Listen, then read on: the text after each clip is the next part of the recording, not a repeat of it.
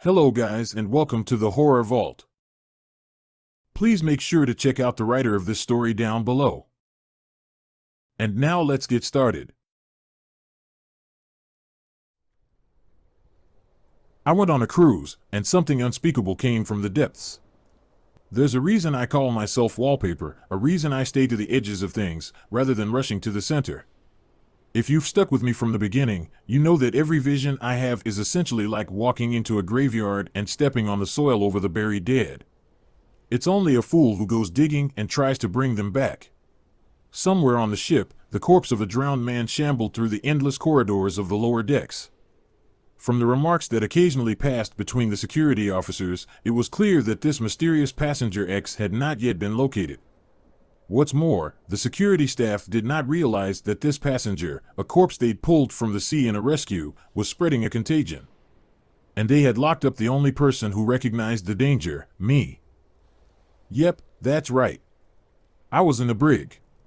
Which is often the sort of situation I find myself in when I leave my role as wallpaper and make the mistake of trying to interfere. Security staff caught me in restricted areas one too many times, confiscated my phone and flashlight, and confined me in the ship's jail, in a velvet dark so deep I might as well have been sealed in a tomb. I sat cross-legged in the pitch, palms cradled and thumbs touching, willing the seconds to pass. Nothing you do will change anything. I opened my eyes and could almost see the blackened sockets of my crispy corpse. A hallucination, I knew, induced by long hours in the dark. Crispy me whispered, "The outbreak will happen. Even if you do find the passenger, it will just lead you right back here to me." I could almost smell my own burning flesh. When the lock finally clicked and a gruff man's voice spoke, I was so deep in desolation that I missed his words. "What?" I croaked. "I said you want to get out of here? Think you've been here long enough to learn your lesson." It took me a moment to realize he was holding the door open for me. I can't see." "Maybe try opening your eyes," he wisecracked. I did. It made no difference. My eyes were seeing 6 days in the future, when the Sea Star would be in blackout and littered with the dead. "May I have my phone?" I said meekly, rustling. It took me a moment to realize he was holding it out in my direction. I fumbled my hands in front of myself, managed to grab it. After so long in blackness, I was itching for even the faintest trace of light. I'd had the feeling there was something in the dark with me, sitting on the bench just next to me, and I'd been imagining it as my crispy corpse, but was anything really there? Or was the nauseating stench just the general stink of the ship? "You shine that thing in my face, it's coming right back with me," he growled. "Understood, sir," I mumbled. I swept the phone's feeble light through the cell behind me, noting a figure in the corner, slumped over just behind where I'd been sitting. The security chief.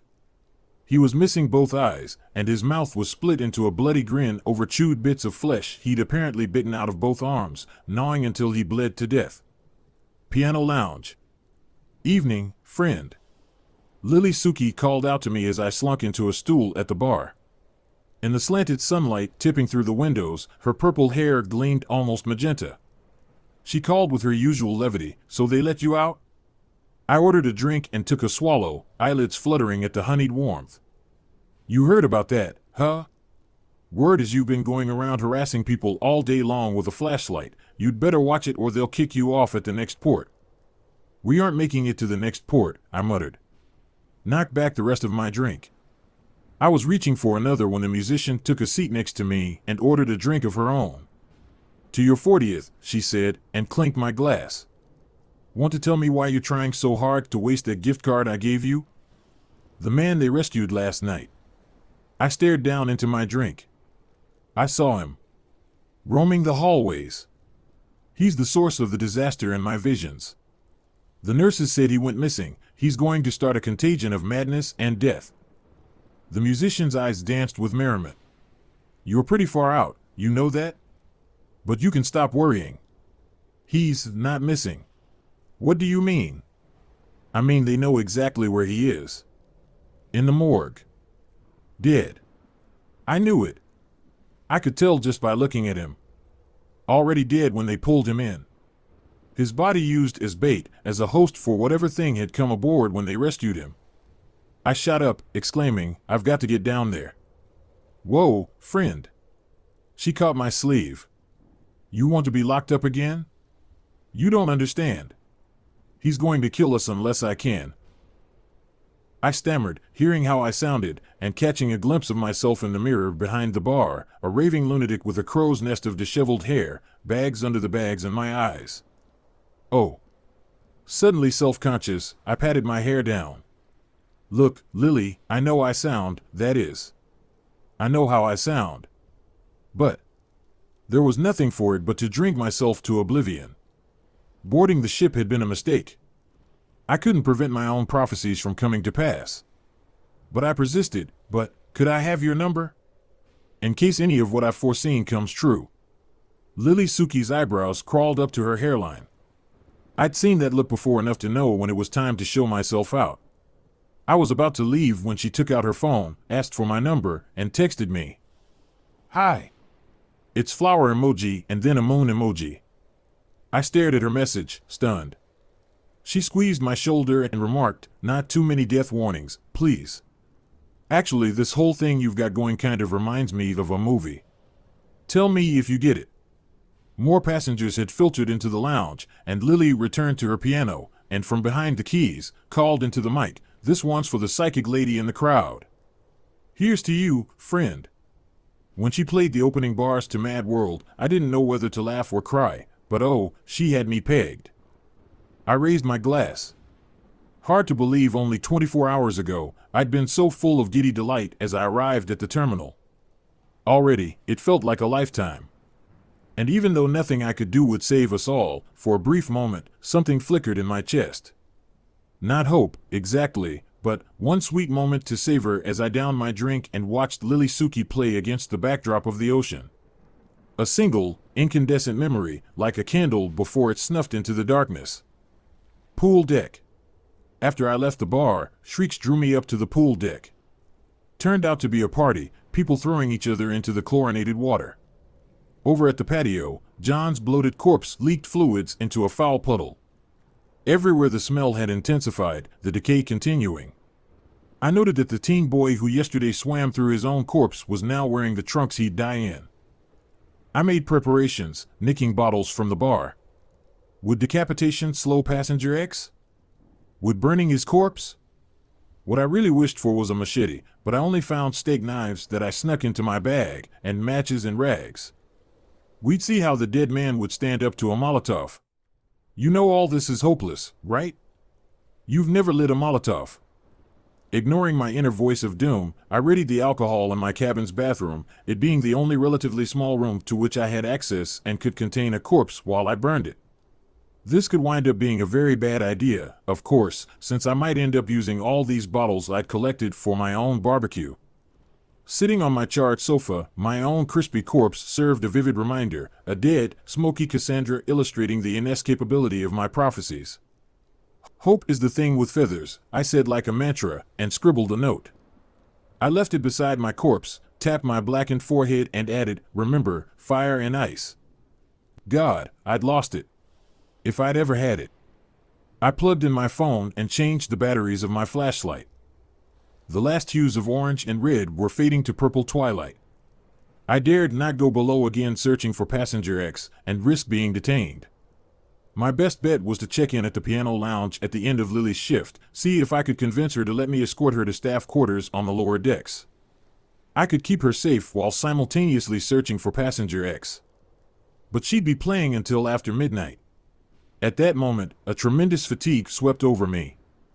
I'd been operating on high adrenaline, anxious and terrified, and barely slept at all in the past 24 hours. My lids were suddenly horrifyingly heavy. My body was going to take rest whether I willed or no, I realized, so I returned to my lounger on the pool deck, set my alarm and closed my eyes, intending only for a short nap. I plunged into a deep and dreamless sleep. 6:17 a.m. I woke both well-rested and sensing that something was horribly, terribly wrong. My heart picked up pace when I understood why. The engines, they were silent.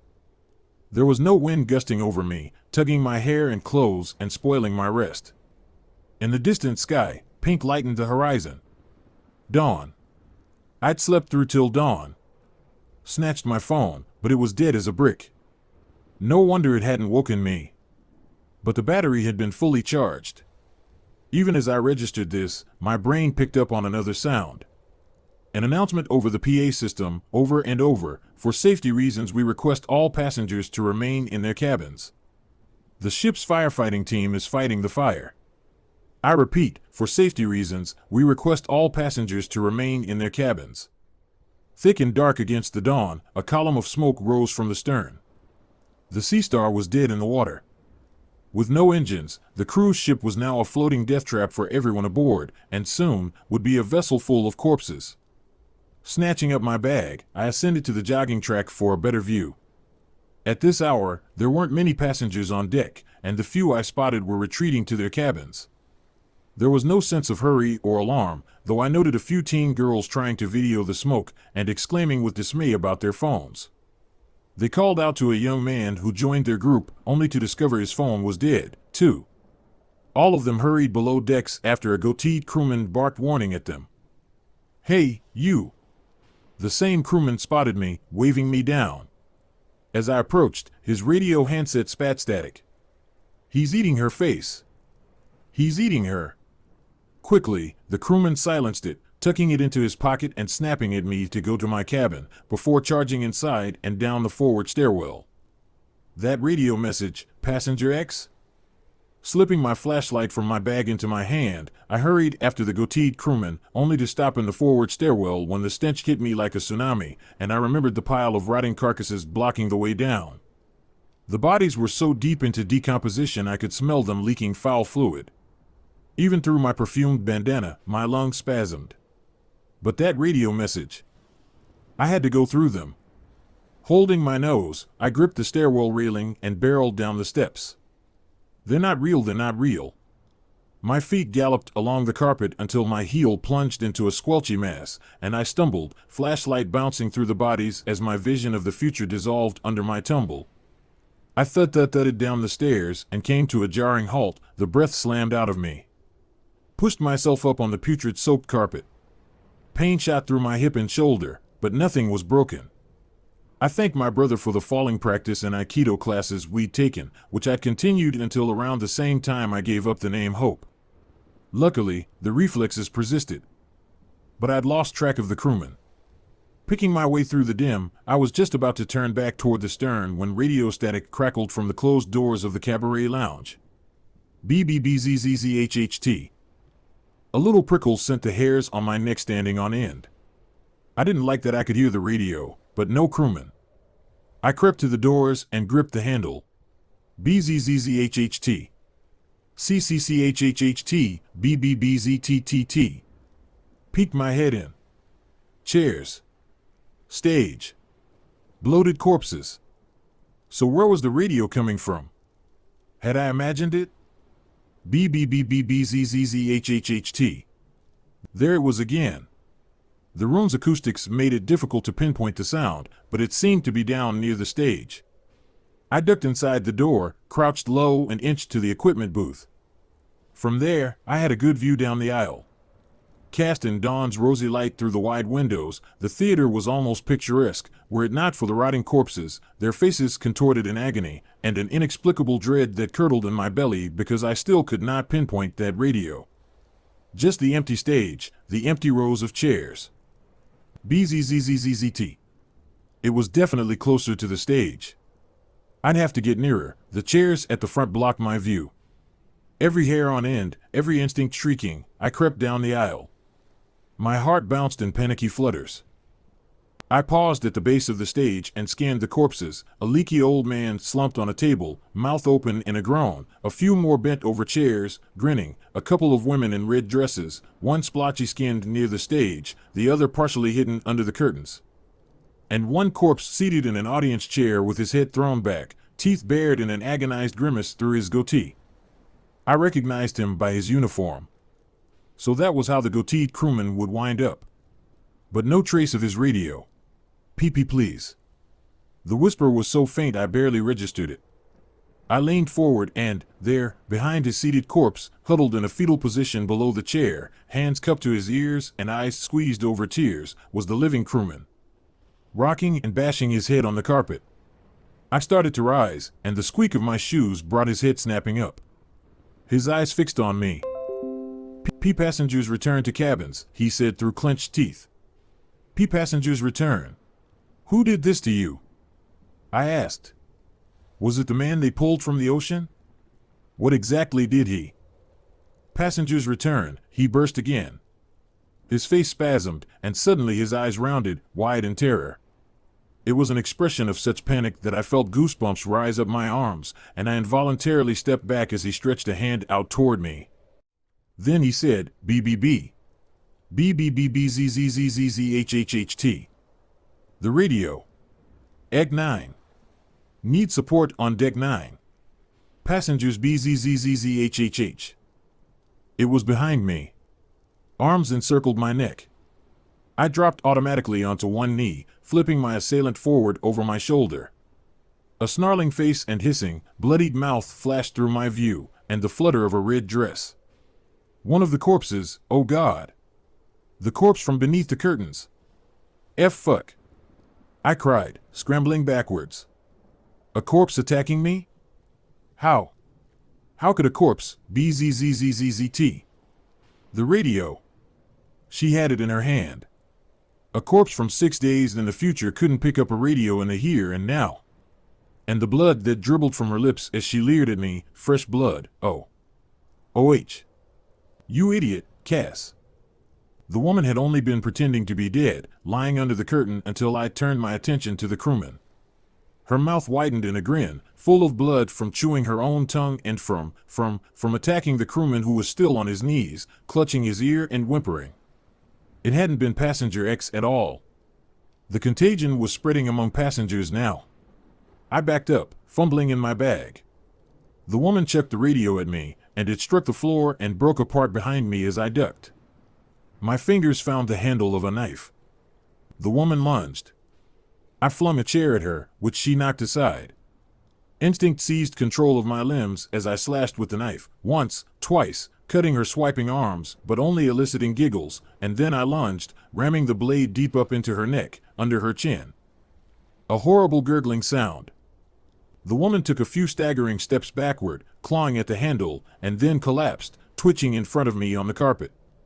She crawled toward the stage, finally dying in the spot her corpse from my visions currently occupied, 6 days into the future. That's why I'd seen 2 women in red dresses. The same woman, before I stabbed her, and after. Oh God, oh my God, I'd done a lot of things before, but never actually killed. Never been directly responsible for any of the corpses I'd come across. Her hot blood had spurted all over my hands and face. I'd tasted the salt and copper on my tongue. The horror hit me in a flood of nausea. Suddenly ill, I staggered away from her and heaved. Everywhere I touched left smears of red. Thud, thud, thud. Down by the stage, the crewman was hitting his head against the wooden floor. Through my numbness, a single thought penetrated, Lily Suki. If this was already happening here, how bad was it below? The crewman's head turned toward me as I grabbed my bag. The voices, he gasped. They're telling me to do things, the voices. His terrified eyes locked on mine. Run, he whispered. As I fled, my last glimpse was of him sobbing, huddled on the floor in a ball. Thank you for tuning in today. If you like these kind of horror stories, make sure to subscribe to our channel The Horror Vault. And don't forget to check out the writer of the story down below.